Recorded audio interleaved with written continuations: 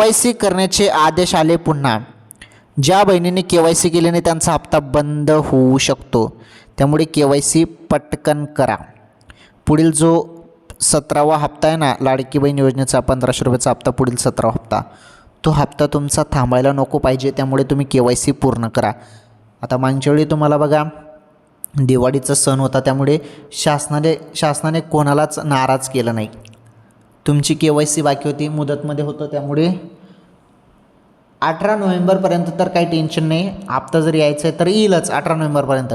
परंतु मुदत संपली KYCची, त्यानंतर हप्ता तुमच्या खात्यामध्ये जमा होईल की नाही हे फक्त शासनालाच माहीत आहे. मग ओके, त्यामुळे तुम्हाला जेवढं काम दिलेलं आहे ना KYCचं ते पटकन आवरून घ्या 18 नोव्हेंबरपर्यंत.